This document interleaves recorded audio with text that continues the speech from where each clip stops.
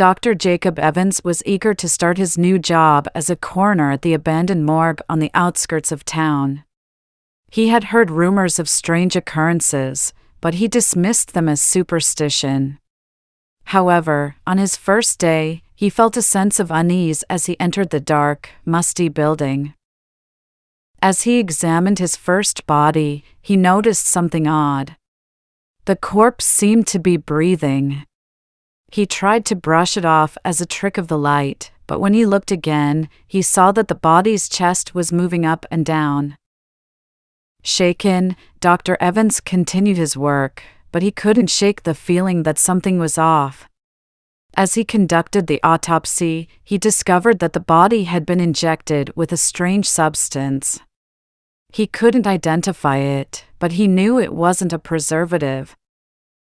That night, Dr. Evans couldn't sleep. He kept thinking about the breathing body and the unknown substance. He decided to do some research, and soon discovered that the morgue had a dark history.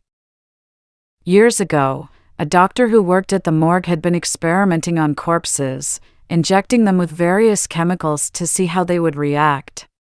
The experiments had been covered up, but Dr. Evans realized that the doctor's legacy was still alive in the morgue.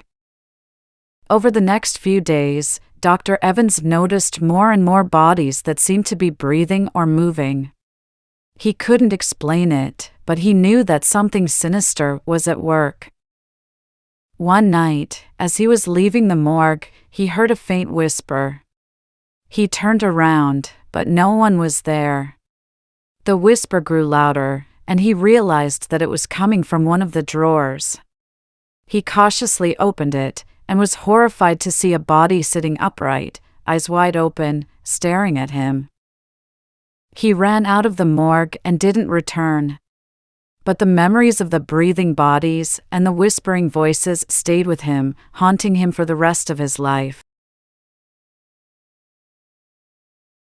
John woke up with a start, sweat pouring down his face.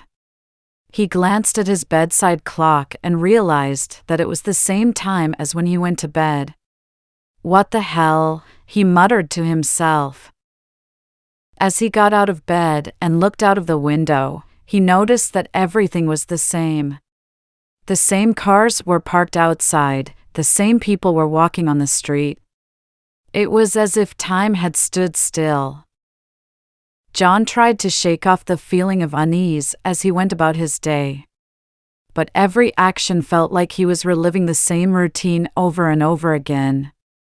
The same conversation with his neighbor, the same lunch at the same cafe, and the same commute to work.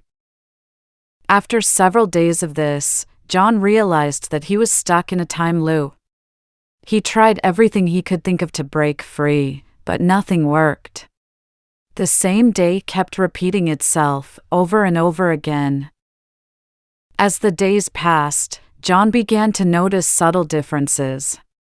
Things that he hadn't noticed before. Like the shadowy figure that always seemed to be following him. He couldn't see its face, but he could feel its malevolent presence. The figure began to appear more frequently, and John began to feel like he was being hunted. He tried to run, but every time he did, he found himself back where he started, trapped in the same time loop. John became increasingly paranoid, wondering who or what was behind his predicament. He began to suspect everyone around him, including his closest friends and family. Finally, after what felt like an eternity, the loop was broken. John found himself back in his bedroom, free from the endless repetition of the same day. But as he got out of bed and looked out of the window, he realized that something was different. The sky was red, and the city was in ruins. The time loop had been a warning, a chance to prevent the destruction of the world. But he had failed. John was left with the haunting realization that he had been given the power to change the future, but had wasted it reliving the past.